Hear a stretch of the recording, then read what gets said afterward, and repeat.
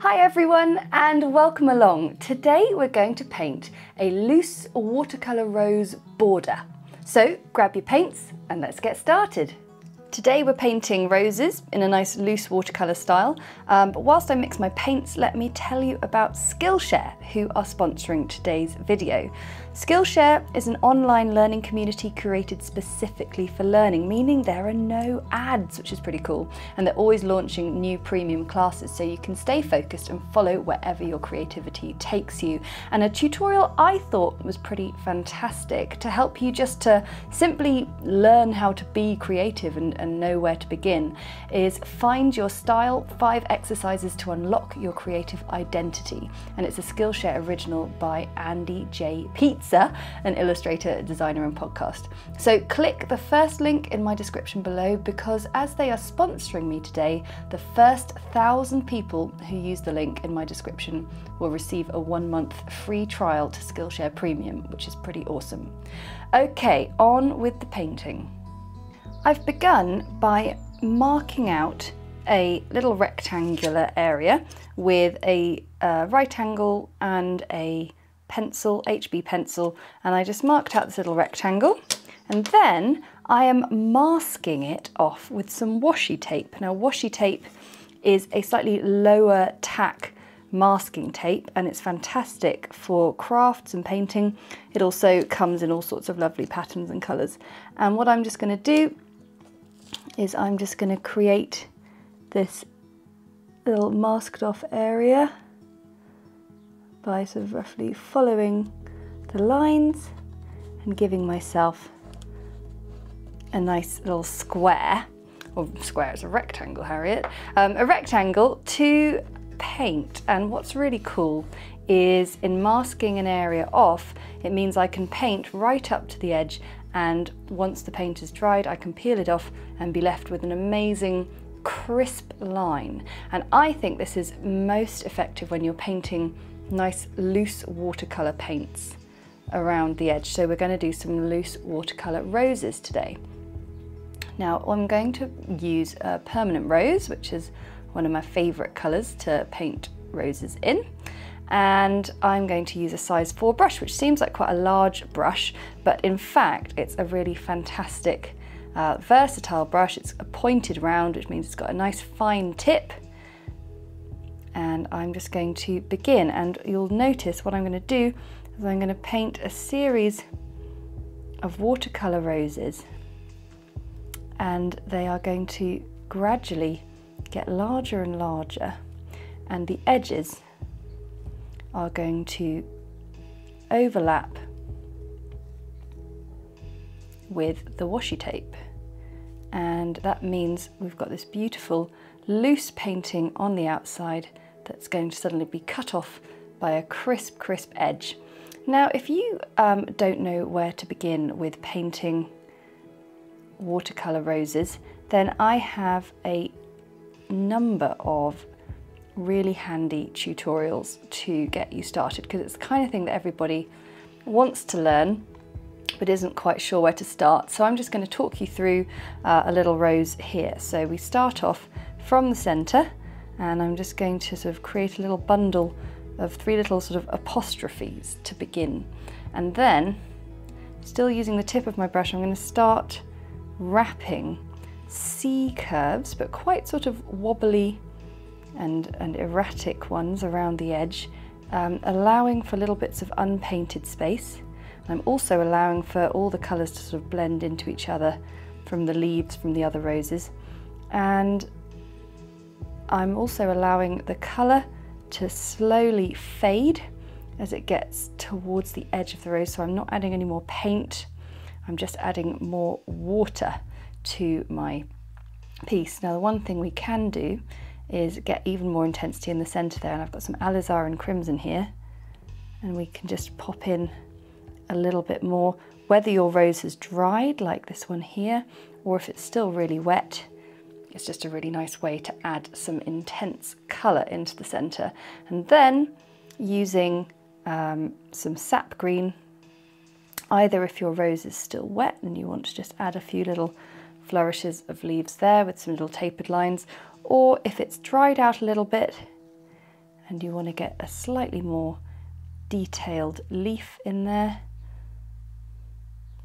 I like to use Sap Green, and then it's also kind of fun to add just a little bit of Prussian Blue just for a little bit of depth. So I'm going to work my way around the edge. What I really want to make sure is that my paints overlap with the washi tape as much as possible.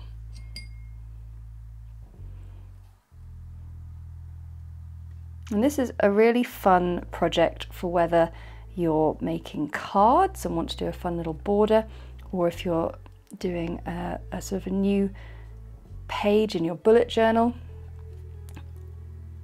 Creating these little borders is a really simple and effective way of just expressing your creativity in just one more manner, and using watercolour in a new way, which is kind of fun, because I'm always looking for new ways to present my favourite flowers and things.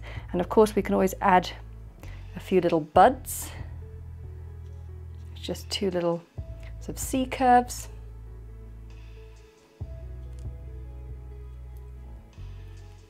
And just with some little stems of sap green.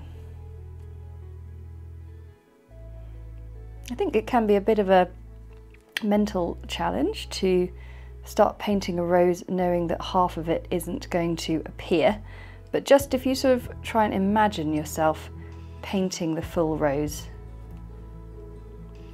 it should make life a little easier. In my book New Botanical Painting, we do a little bit of a masked off border area, which is kind of fun, a little project or two.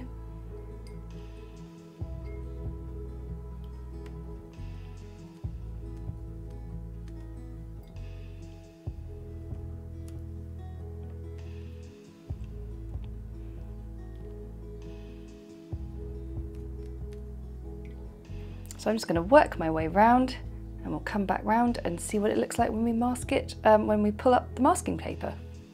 We're almost round to the top, and we can see how the roses have all sort of beautifully blended in with one another.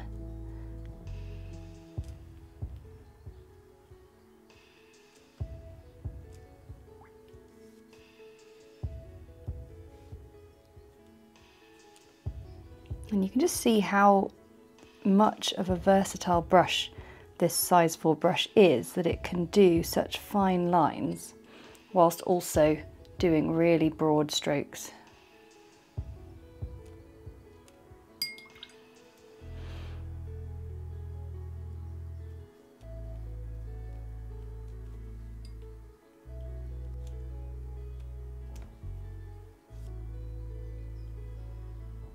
Pink and green is a great combination for a little border because they are complementary colours on either side of the colour wheel, so they look really fun together.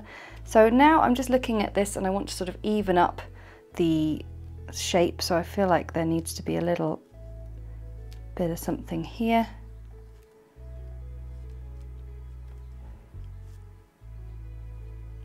Not forgetting that little bit of Prussian Blue, and I think that looks really fun. So the only thing I could do now is maybe go around with a little bit more Alizarin Crimson in a smaller brush, just to get a little bit more detail. So I'm just sort of following the curves of some of those more central petals.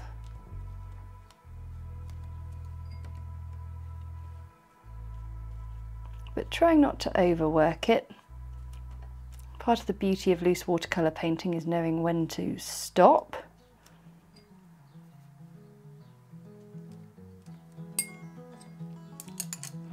And now we can very carefully remove the washi tape. You can see you get a lovely crisp, clean edge. And if you're feeling confident, you wouldn't have had to pencil in the square beforehand, but if you did pencil it in, you can just rub that pencil out when your paint has dried completely.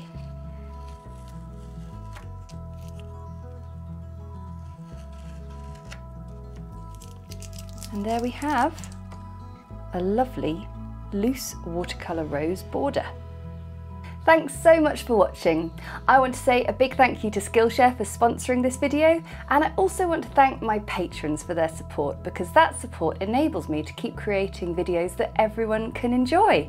And if you enjoyed it, then hit the like button below and comment to let me know how you're getting on. And of course, if you subscribe, then you will never miss another video. Until next time, bye!